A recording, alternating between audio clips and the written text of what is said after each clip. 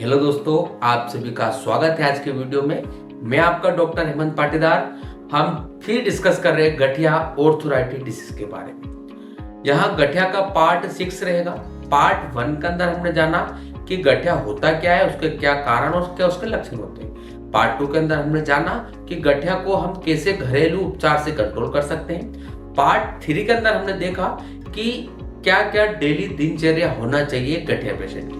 Part 4 के अंदर हमने देखा कि गठिया पेशेंट को डेली रूटीन में कौन कौन से सूप हम ले सकते हैं। पार्ट 5 के अंदर हमने जाना कि गठिया पेशेंट की क्या ट्रीटमेंट रहेगा, क्या उसका मेडिसिन का क्लासिफिकेशन रहेगा, और हमने उसमें एनाल्जेसिक या दर्द निवारक गोली या सूजन के बारे में बात की थी और गठिया को कंट्रोल करने वाली मेडिसिन के बारे में बात की थी। आज के टॉपिक में हम बात करेंगे कि गठिया में कौन कौन सी स्टेरॉइड हम ले सकते हैं और कौन कौन से हम विटामिन ऐड कर सकते हैं जिससे गठिया हमारा खत्म हो सके। ध्यान रखिएगा दोस्तों कि गठिया के आज इस टॉपिक में हम गठिया वाले पेशेंट को नियमित हर 3 मंथ में कौन कौन से ब्लड टेस्ट करवाना अनिवार्य है, वो भी आज इस टॉपिक के बारे में हम आज आपसे बात करेंगे। यदि आप चैनल पे नए हो तो चैनल को सब्सक्राइब कीजिए और बेल आइकॉन को जरूर दबाइए, जिससे आपको हर एक वीडियो अच्छे से मिल सके। आज हम क्लासिफिकेशन 3 हम देखेंगे कौन कौन सी स्टेरॉइड हम मेडिसिन ले सकते हैं जिससे हम गठिया को कंट्रोल कर सकें। दोस्तों ध्यान रखिएगा, गठिया में हम स्टेरॉइड टेबलेट का ज्यादा यूज नहीं कर सकते हैं। अब स्टेरॉइड टेबलेट में क्या क्या होता है? सबसे नॉर्मल ड्रग हमारी प्रेडनिसोलोन, यह 5 mg, 10 mg, 15 mg, 20 mg में अवेलेबल है। सेकेंड हमारी स्टेरॉइड ड्रग डेप्जाकोट 6 mg या 12 mg। थर्ड हमारी ड्रग रहेगी मिथाइल प्रेडनिसोलोन, यहाँ भी एक स्टेरॉइड ड्रग है जो गठिया पेशेंट ले सकता है। मैं इसका आपको डोज के बारे में बात करूं तो इसका स्पेसिफिक डोज कम से कम 20 से 21 दिन हो सकता है, इससे ज्यादा हम नहीं ले सकते। यहाँ भी एक डॉक्टर के सुपरवाइजरी में हम ले सकते हैं यदि एक डॉक्टर आपको कंसल्ट करता है तो। इसका मैं आपको इन तीनों स्टेरॉइड ड्रग के बारे में यदि मैं आपसे बात करूं तो सिंपल सा है। यदि आप प्रेडनिसोलोन ड्रग ले रहे हो तो आप सबसे कम mg से शुरुआत कीजिए। आपने 10 mg लिया है तो इसको 7 दिन तक पहले दिन में 3 बार लेना है, सुबह, दोपहर, शाम को। फिर 7 दिन बाद हमको सुबह और शाम को लेना है। फिर हमको नेक्स्ट 7 डेज बाद हमको रोज 1 करना है। ऐसे हम इस टेबलेट को 21 दिन बाद हम बंद कर सकते हैं। ऐसा ही हम डेप्जाकोट को कर सकते हैं और ऐसा ही मिथाइल प्रेडनिसोलोन 4 mg, 8 mg या 12 mg को ले सकते हैं। मैं आपको क्लासिफिकेशन एक प्रॉपर वे में चार्ट में आपको समझा दूंगा जैसे हम इसको ले सकते हैं। ये वो हमारे स्टेरॉइड ड्रग जिनको हम ज्यादा नहीं ले सकते, अननेसेसरी हमको बहुत सारी समस्याओं का सामना करना पड़ सकता है। यदि इसके अलावा मैं आपको क्लासिफिकेशन में बात करूं कि हम कौन कौन सी हड्डियों को मजबूत करने या जोड़ों को घिस डालने के कारण कौन सी हम मेडिसिन ले सकते हैं, तो हमारी एक मेडिसिन रहेगी बेस्ट ग्लूकोसामाइन, या 500 mg अवेलेबल है। इसको हम पर डे हम इसको ले सकते हैं। ध्यान रखिएगा, ऐसी यदि समस्या है तो आपको इस मेडिसिन को हो सकता है 2 से 3 मंथ तक लेना रहेगा। ग्लूकोसामाइन यदि आपके ज्वाइंट में ऑस्टियोआर्थराइटिस हो गया, घिस गए तो आपके लिए मेडिसिन बहुत जरूरी है।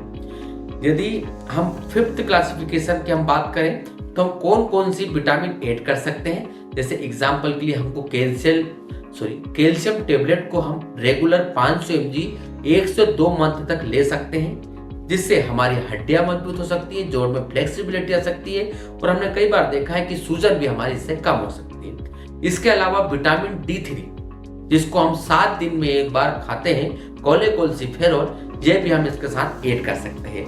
विटामिन B12 भी हम इसके साथ ऐड कर सकते हैं जिससे हमारा नर्वस सिस्टम मजबूत हो जाए। दोस्तों ध्यान रखिएगा कि हमको एक गठिया पेशेंट को हर रोज हल्का सा व्यायाम, योगासन, खान पीन में सुधार, साथ में मॉर्निंग वाली धूप लेना बहुत जरूरी है यदि आप एक गठिया पेशेंट हैं।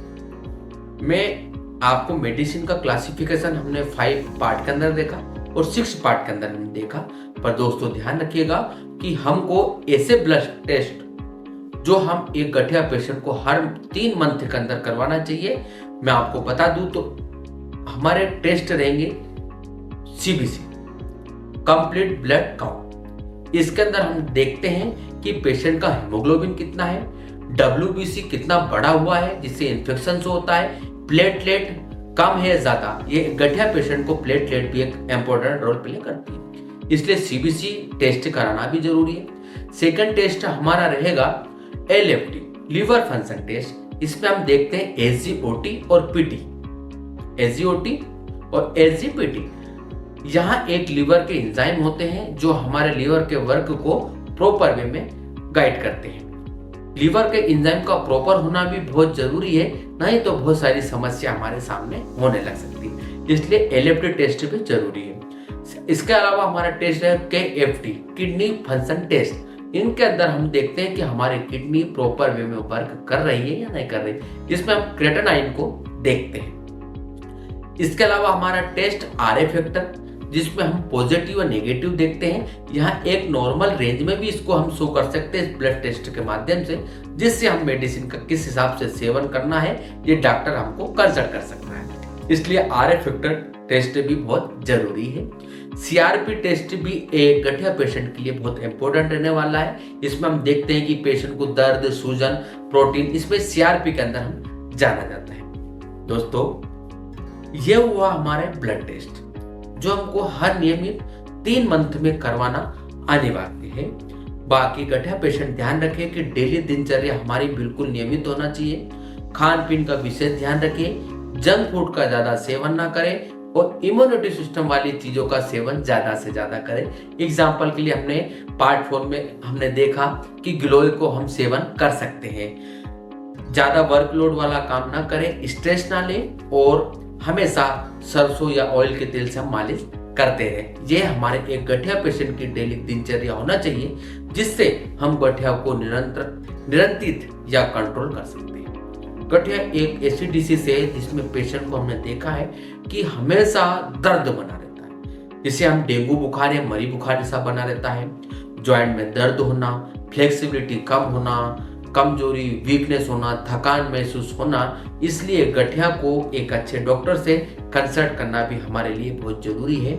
गठिया हमने देखा है कि सर्दी के मौसम में ज्यादा परेशान करता है, जिसमें दर्द भयानक बना रहता है। इसलिए गठिया पेशेंट से हमारा निवेदन रहेगा कि ज्यादा पेन किलर मेडिसिन का यूज ना करें, ज्यादा से ज्यादा घरेलू नुस्खा अपनाएं, जिससे वहां गठिया को कंट्रोल कर सकते हैं। मैं आपका डॉक्टर हेमंत पाटीदार आपसे विदा लेता हूँ।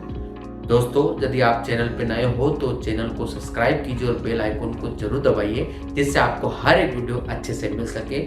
नेक्स्ट वीडियो में हम बात करेंगे ऐसे ही टॉपिक पे नए डिसीज के बारे में। Thank you.